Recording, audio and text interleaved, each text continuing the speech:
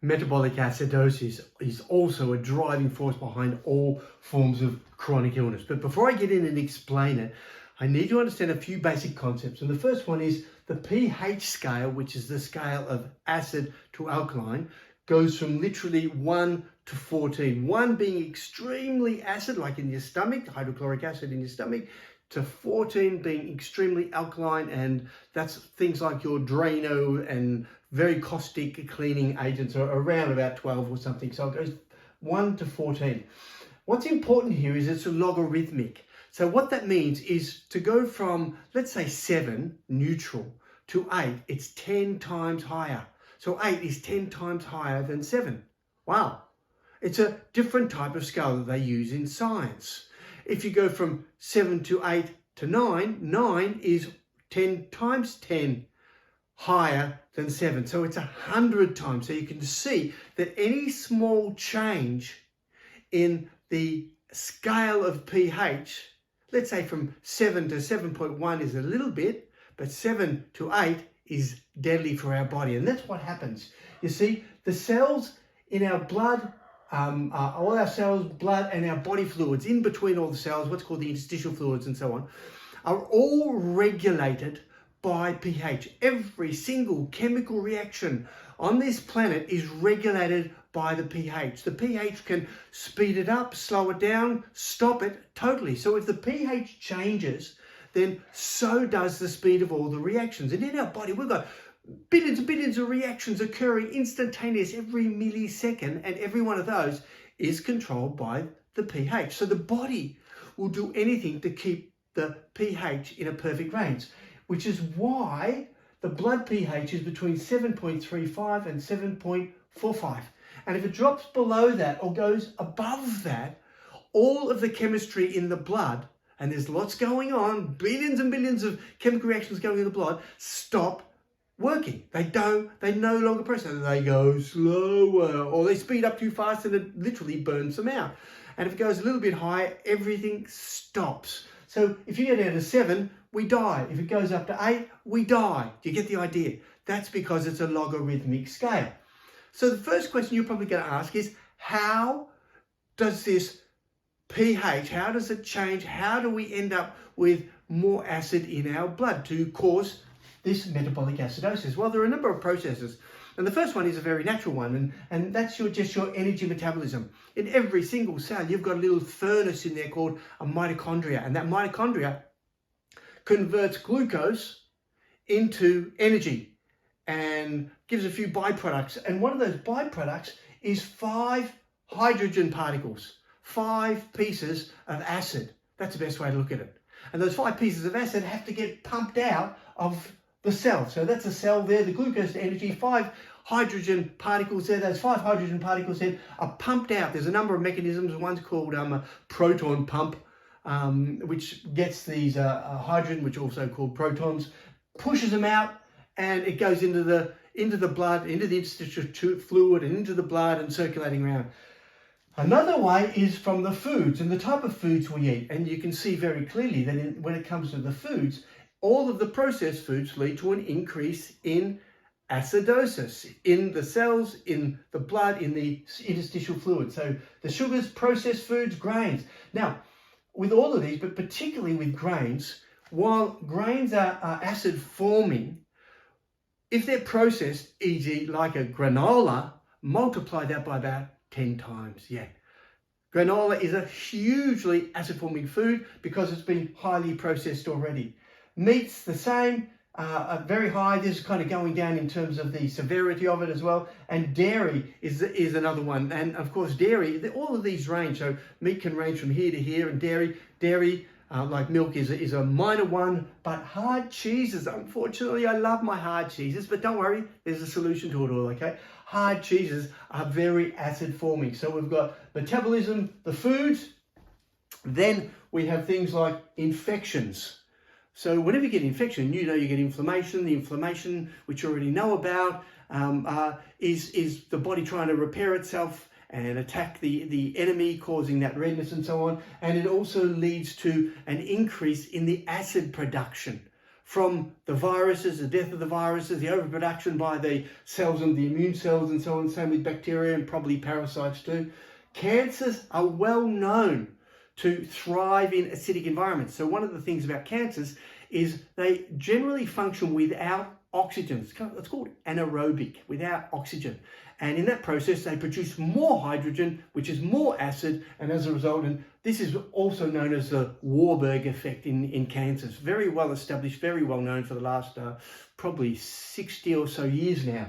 Then we've got stress, and in stress we produce, the main one there is cortisol, and cortisol tends to increase the production of hydrogen ion, acidic formation, and toxins as well. And they're all the toxins coming from everywhere, like air pollution, right through to your cosmetics and personal care products, makeup, toothpaste, you name it. All of these toxins are leading to an increase in acidosis. So we've got all the different forms.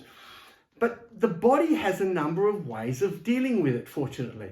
Because if it changes, just a little bit, remember, if it changes, then we start to get very sick very quickly and die. So your body will do anything to stop it changing and keep that in balance. And the first one is respiratory. And that means whenever we have a little bit more acid forming in the blood, and it wants to keep it in that range of 7.35 to 7.45, it makes it breathe more quickly, which is what you do when you're exercising, because you're producing a lot of lactic acid and the body's trying to get that out. And so it does that by producing carbonic acid, and the carbonic acid gets pumped out as something like called carbon dioxide. So it gets rid of it. That's a really short-term one. There are other ways it balances out with proteins and things, but the biggest one is really the kidneys, and that's on over a 24-hour cycle. Your kidneys excrete, they get rid of all of the acid urine that they can, but it can't be too acidic, so it'll store it and it'll try to eliminate it, but it can't be too acidic because it'll cause a lot of damage down there, which is why you end up with chronic kidney diseases, and we'll talk about that later. So coming on, it builds up, the acid builds up in the urine, your kidneys try and get rid of them, and it is able to do that by something called recycled bicarbonate. Bicarbonate is the great alkalizer in our body, and we have it in our saliva, we have it in our stomach, we have it in a lot of our cells around our body that balance it out. And if there's too much acid, it pumps a little bit of bicarbonate in there. And so what it does is in the kidneys, will pump the bicarbonate in there, it'll alkalize the blood a little bit, and then they can eliminate it. But if that bicarbonate store runs out, or there's not enough of it, then the pH goes up and up and up. And the body says, how can I get rid of it? I don't have any more bicarbonate. So it says, well, I'm going to store it away. What a great idea. I'm going to store it away and make some crystals. And so they make some kidney stones. But they're painful. Yes, but it wants to manage the pH of the blood immediately, because that is deadly right now. So it does it by storing the crystals, and that'll cause pain later on, 5, 10, 20 years down the line. The kidney stones, the gallstones, uric acid crystals called gout. Whether it's your big toe or another joint up there, your body's doing the best it can to manage the pH. And as a result, people who have acidosis, metabolic acidosis, all have all of these conditions at an extremely high rate by comparison to normal. Then you've got a calcium plaque. And what the body does here is it says, okay, I've got to get some alkalizing material, and I've run out of bicarbonate, so I'm going to use some calcium and magnesium from the bone. And it draws up the calcium and magnesium from the bone, leading to something called osteoporosis. And it draws it up and it alkalizes the blood. But when the acid hits the base, it forms a crystal, which is what's happened with kidney stones and gallstones. And that crystal forms on the inner side of the arteries, the calcium plaque, which is a major risk factor for heart attack and stroke, but not immediately, 5 years, 10 years, 20 years down the line. So it puts it off. It's what's called the triage effect. And it's willing to sacrifice something further down because it hopes that you're going to balance that pH, and it can all go back into a system of what we call homeostasis. It's all in balance. The problem with metabolic acidosis, if it goes below 7.35 or constantly, chronically, then you end up with vasodilation, your veins actually expand out, you end up with insulin resistance and diabetes. There's a huge body of evidence linking acidosis with diabetes and insulin resistance and other factors. There's at least a dozen factors in there that contribute from acidosis to the development of insulin resistance and diabetes. So we've got decreased neural excitability, that is the nerves sending messages all around the body from the brain and the rest of the body aren't working effectively. A decrease in immune function, so you're more likely to catch viruses, which can then, of course, as you know, exacerbate it, and all these other immune system problems. Decreased DNA repair. Every single millisecond, your DNA, which is your genetic material, is constantly being repaired and reprocessed and fixed up. And once you go into a state of acidosis, it changes that totally. Cortisol increases, and of course, these all lead to weight gain. And when you put these together, you end up with really simple symptoms. And these are weakness, fatigue, soreness, and brain fog. Does that ring a bell? Now, these aren't the only conditions, because these are the short-term ones that you will notice over a long period of time. And these are some of the things, for example, if you're doing a lot of sport and producing lactic acid, you can end up with all these as well. So we know it occurs short-term, but it occurs long-term too. And then that takes us to the next part of the equation, which is if you've got chronic acidosis, so it's there all the time because of the diet and lifestyle and all those other factors I've already highlighted, then it depletes your bicarbonate store.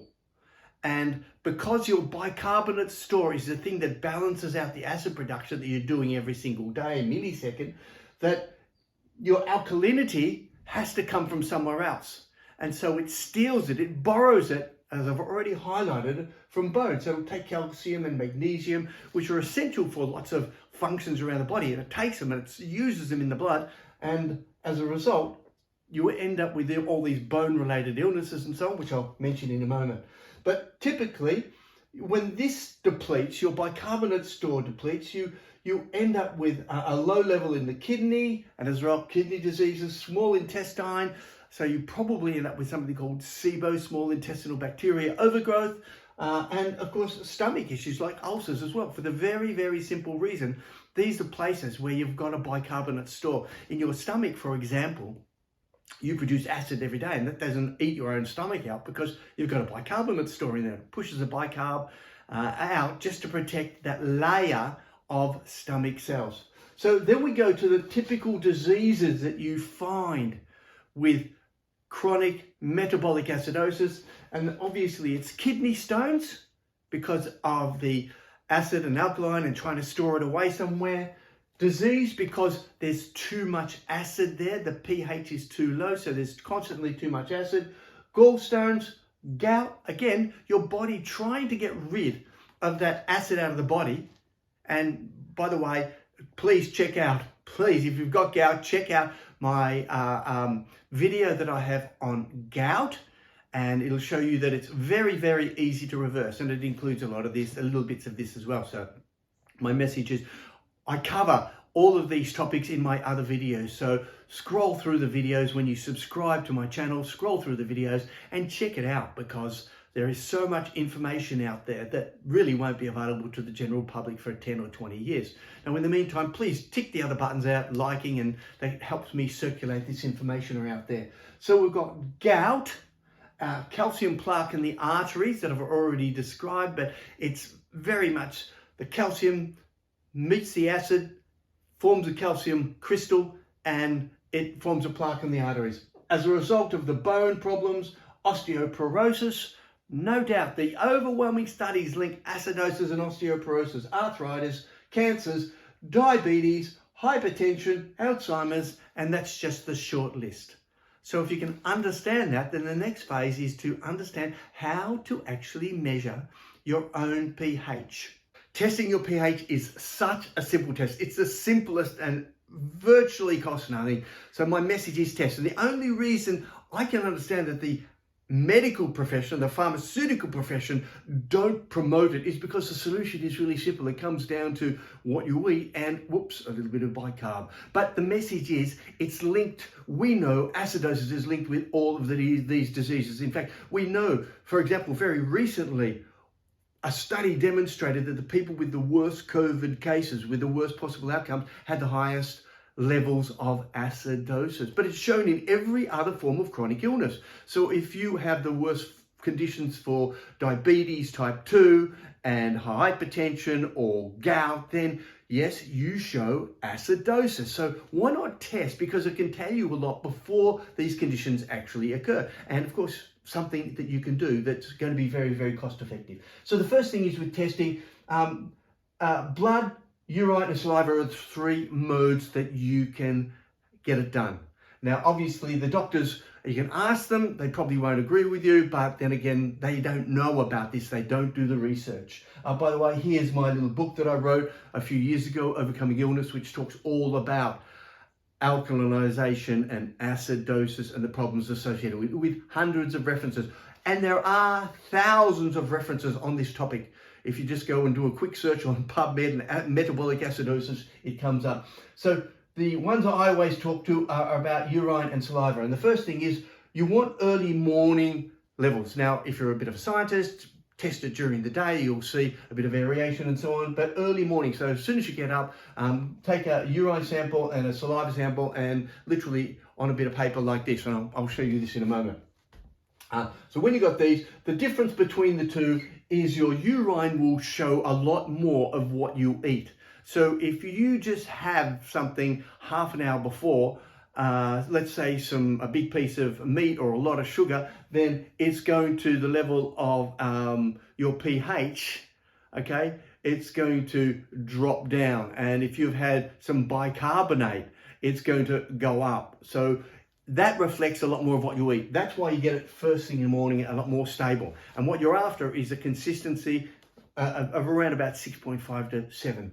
And this is your bicarbonate store, that's your saliva. This was reflecting a lot more of what you have in your body. And your saliva will stay, if I graph it over a 24-hour period, a lot more consistent. So that way you can actually see what your bicarbonate store is, which is what also is reflected in your kidneys and in your stomach and in your cells that need the bicarbonate store on a daily basis. So with that in mind, it's really simple. So what you're after is a pH of about 7.5. I've already said 7 to 7.5, that's ideal. But if you do have a pH less than 6.5, then you want to do something about it. That's where this comes in handy. And as I've already highlighted, people with chronic health conditions tend to have higher levels of acidosis, lower levels of the number, in fact down to 3 and 4 and 5. And so what you want to do is take some action to do it. Now, I've already got a program in there on the AAA diet, which is the anti-inflammatory, antioxidant, and the alkalizing diet, which they all link together, as that's how I talk about it in my book. And so the message is very simple. You can first get on the nutritional program and look for foods that are alkalizing. And I explain that in the program. The second part is you can also very, very simply take a little bit of sodium bicarbonate. And if you take a quarter of a teaspoon of sodium bicarbonate, and this has been recommended for about almost 100 years now, a quarter of a teaspoon of sodium bicarbonate, I'd suggest you actually probably put a bit of magnesium in, because most people are magnesium deficient because of the acidosis, a little bit of magnesium powder, and you mix these together and you have it first thing in the morning before you wake up in a little bit of water, that much. You can dilute it more or have it more concentrated. It doesn't matter, but just a quarter of a teaspoon, and you have that over a long time. Now, it takes a long time for it to build up in the store. So with some people who used to come to my talks, we would find that over a period of 1 or 2 years, their pH level got to the level 7.5 that they wanted it to be from 4 or 5 or 6. So it takes a long time. It's an ongoing process. That's why bicarbonate is such a good thing to add in there. Now, so we go to the testing of it. And if you want to test, here's 2 samples taken. This one here is urine. This one here is saliva. And all you do with the saliva is obviously you put a little bit in a spoon and you dip it in the spoon, hold it for a few seconds. The instructions always come with the pH packets. And then you have a look about 30 seconds later and you've got a reading. With urine, I don't need to explain that one to you. Pee on the bit of paper and then wait for 30 seconds again and compare the levels. Now this showed this morning on this one, this comes up as about 6.5 on the scale. 6.5 to 7, that's my saliva. That one shows up at around about 8.5 because, and that's my urine, I know it's a bit personal here, isn't it? That is because I had some bicarbonate this morning with some magnesium. So you can see how they vary. Same person, me, and there are the same results. And that's what we're after. Now, if it gets above 8, your saliva gets above 8, or your urine first thing in the morning is constantly above 8, then you can also be the opposite of the condition, which is alkalosis. And alkalosis is when you have too much alkalinity in your diet. Now, from personal experience, the people I see with that at my talks over the years have been people who are very strict vegans who eat extremely well and also supplement with some alkalizing minerals such as calcium, magnesium, sodium, and they take a bit of bicarb. They tend to be that. It's a very small percentage of the population.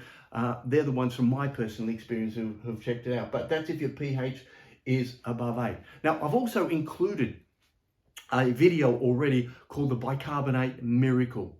And the Bicarbonate Miracle is really simple. Go subscribe to my channel below, tick the like box there, the little heart box, and check out my Bicarbonate Miracle video. Also, check out my videos that precede this in Overcoming Illness, which talk about how inflammation, oxidation, and acidosis tie in together, in addition to looking at the ones come after, detailed inflammation, acidosis. There's so much good information there. If you follow just this stream of videos that I'm doing in parts, then you will have a fundamental understanding of how to stay well, younger and healthier for the rest of your life. So subscribe below, and I look forward to you being on my next videos.